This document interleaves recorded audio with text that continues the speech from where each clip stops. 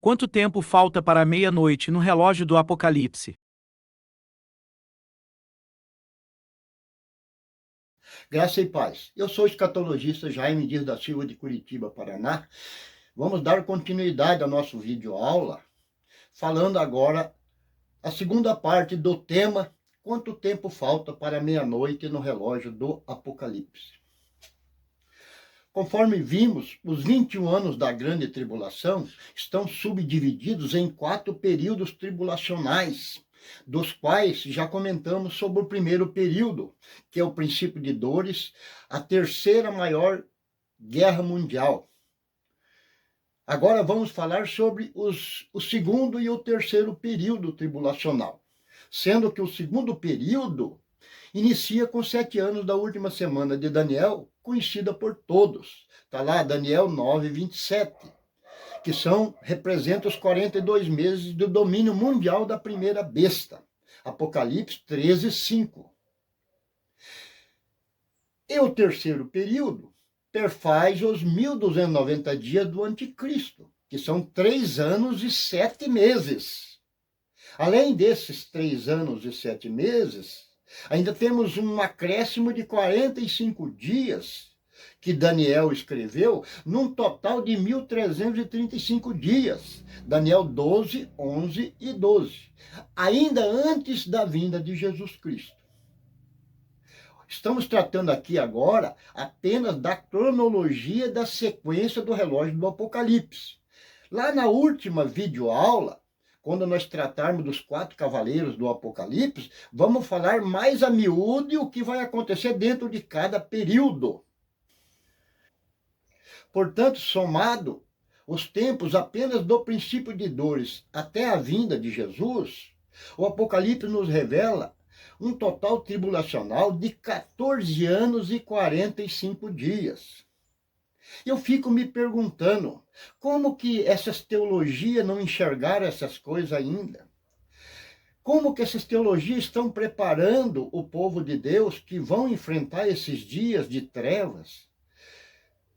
Certamente que 80, 90% dos seguidores que seguem esses maus intérpretes das profecias vão se escandalizar, que nem diz Jesus lá em Mateus 24:10. Muito nesses tempos se escandalizarão, trair-se uns aos outros se aborrecerão. Tá? O evangelho irá cair por terra por causa desses maus ensinamentos, desses homens que não têm o conhecimento das profecias. Aí então surge a famosa pergunta: mas, irmão Jaime, não está escrito que a respeito daquele dia e hora da vinda de Jesus ninguém sabe? Mateus 24:36. Nesse caso, então, vocês já estão sabendo até que dia e a hora que Jesus vem? Absolutamente que não. Creio que os nossos amigos desconhecem que o Apocalipse de João estabelece um tempo oculto entre os 1335 dias do anticristo e a vinda de Jesus. O Apocalipse mostra um hiato de tempo que está lá no 5º selo, que é o clamor das almas, situado esse 5º selo entre os dias finais do 4º selo, que representa o período do anticristo, e o início do 6º selo, que é a vinda de Jesus. Está lá em Apocalipse capítulo 6:12. Cuja duração ainda não foi revelado esse ato de tempo. Conforme vimos, será exatamente dentro deste tempo que ocorrerá o dia e a hora da vinda de Jesus, a qual ninguém sabe, conforme a Escritura. Embora os amigos, ao assistir esse vídeo, possam achar um absurdo, uma grande tribulação de 21 anos, a qual nunca foi ensinada pelos meios teológicos em igreja alguma, entretanto, ela é verdadeira por 2 razões bíblicas. Vejamos. Em primeiro lugar, a cronologia da grande tribulação não foi revelada no tempo de Daniel, pois ela faz parte das palavras seladas, prometidas serem reveladas somente no tempo do fim. segundo as referências bíblicas. Daniel 2:28, 8:17 e 19 e 12:9. Em razão disso foi que ela permaneceu oculta até agora. Aliás, se os meios teológicos já conhecessem tal revelação, ela não seria a revelação prometida ao povo de Deus nos últimos dias, ou seria? Essa cronologia passou a ser anunciada de forma oculta desde o Antigo Testamento, na passagem da Páscoa judaica, sendo revelada apenas em parte para Daniel, através das 2.300 tardes e manhã da purificação do santuário. Daniel 8:14. E finalmente ela foi confirmada em sua totalidade séculos à frente em Patmos, para João, a qual escreveu no seu Apocalipse. Em sua forma oculta, na figura dos 21 dias da Páscoa judaica, Êxodo capítulo 12, 18, acrescentando um ano por cada dia profético, Ezequiel 4, 6, temos 21 anos de grande tribulação. Aliás, na passagem da Páscoa judaica, temos várias correlações paralelas com os acontecimentos dos últimos dias, em sua perfeita ordem, tais como: para Israel, o mês de Abib do Antigo Testamento foi o princípio dos meses, Êxodo 12, 1 e 2. Já para a igreja, será o princípio de dores do Novo Testamento, Mateus 24, 7 e 8. Para Israel, eles deveriam trazer um cordeiro sem mancha e que deveria ser preso aos 10 do mês de Abib, Êxodo 12, 5. Já para a igreja, os cristãos serão perseguidos, presos e torturados a partir dos 42 meses da primeira besta, Mateus 24, 9.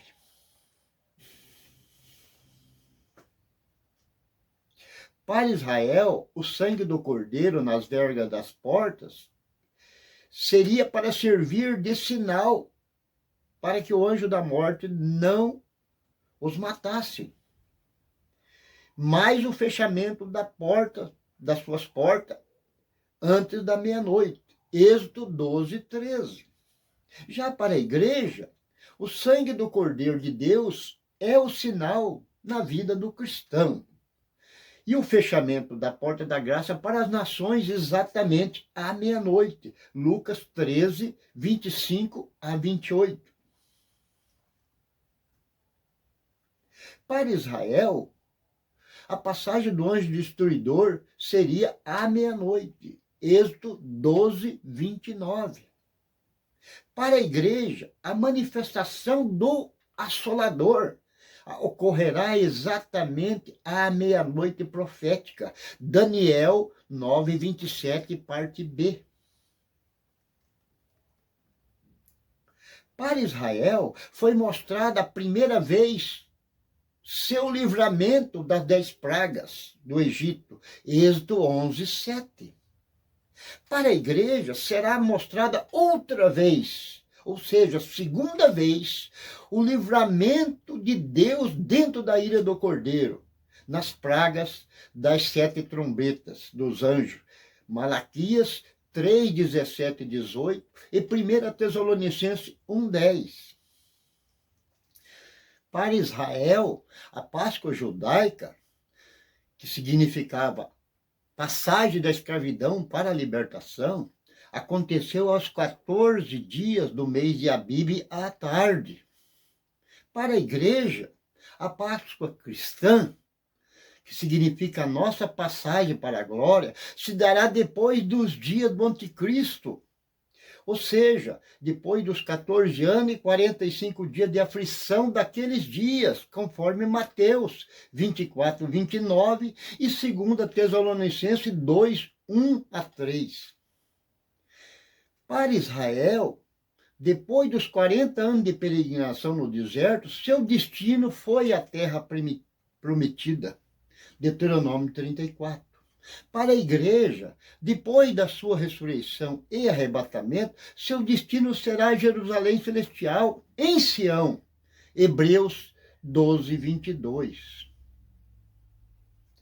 Portanto, se as teologias do arrebatamento obedecesse mesmo às Escrituras e buscasse com zelo o dom profético, que nos ensinou Paulo em 1 Coríntios 14, 1 a 3, ao invés de inventar subterfúgio para tentar interpretar particularmente as profecias bíblicas, tais como homilética, exegética, semântica e blá blá blá e blá blá blá, eles não teriam perdido a sua visão profética, pois todas essas coisas sobreveio para Israel como figuras e estão escritas para aviso nosso, conforme disse Paulo.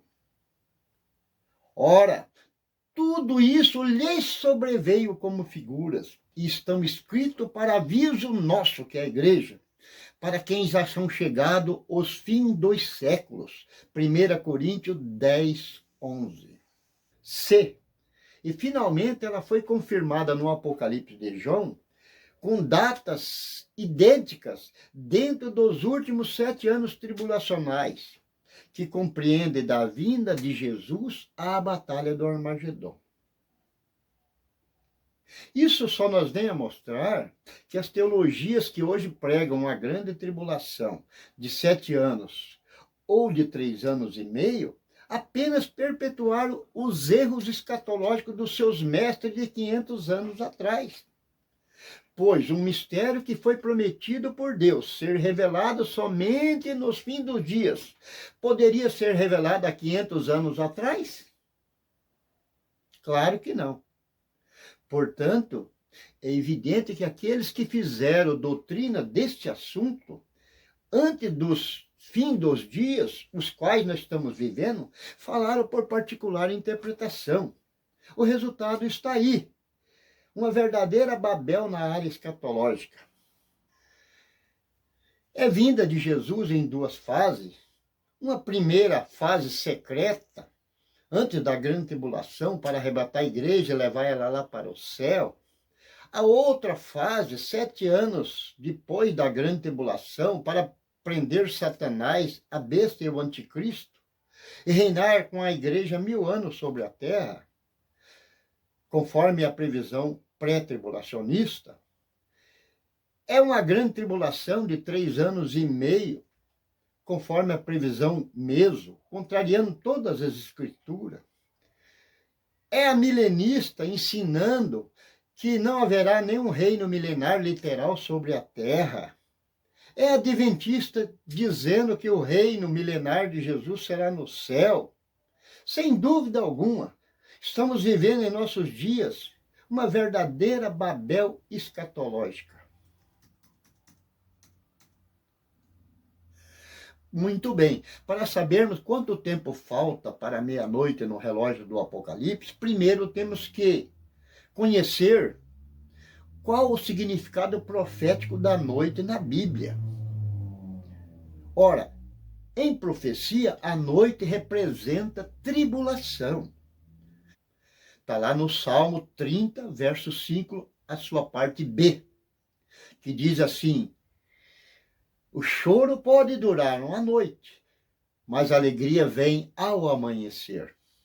A maioria teológica usa esse verso de forma doutrinária, mas esse verso tem um fundo escatológico tremendo, que fala da grande noite, do choro, das aflições daquele dia, naquela grande noite profética, que quando, na vida de Jesus, que será ao amanhecer, a alegria vem. Louvado seja Deus.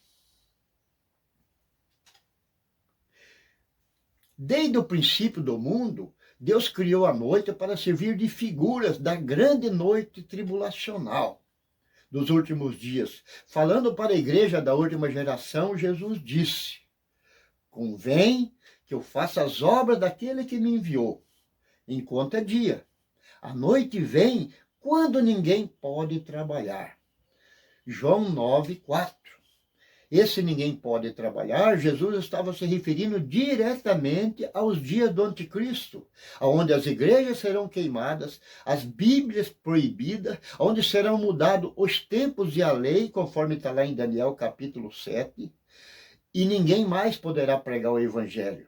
Aliás, depois da meia-noite, as 5 virgens prudentes não dividiram o seu azeite com ninguém, porque era proibido. Cada qual que ficasse com o seu azeite, que adquirisse antes da meia-noite, porque depois da meia-noite seria proibido. A teologia pré-tribulacionista, para fazer valer o seu ensino de um arrebatamento secreto antes da grande tribulação, costuma focar a sua pregação escatológica em cima de apenas da iminência da vinda de Jesus como ladrão. Porém, não ensina aos seus adeptos que todas as passagens referentes à vinda de Jesus como ladrão sempre acontece de noite. Mateus 24, 43 e 44, 1 Tessalonicenses 5, 2, 2 Pedro 3, 10a, mostrando claramente que a sua vinda será dentro da grande tribulação e não antes da grande tribulação. Aliás, foi exatamente as trevas da noite que diferenciaram a fé escatológica das virgens prudentes das outras virgens nécias. Bom, agora já podemos responder a pergunta feita no início. Quanto tempo falta para a meia-noite no relógio do Apocalipse?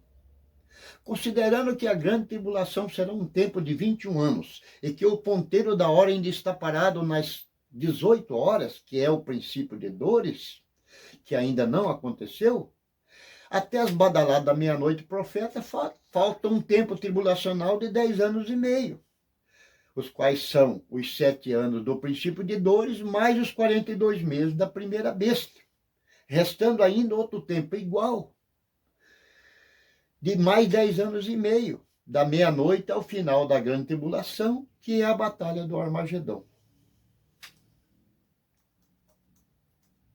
Conforme vimos, a meia-noite profética não tem nada a ver com o final do mundo, conforme aquele relógio fictício inventado por um grupo de cientistas atômicos lá dos Estados Unidos, que alarmaram o povo quando os ponteiros da meia-noite, os ponteiros chegassem à meia-noite, seria fim do mundo. Aquilo é uma balela pura.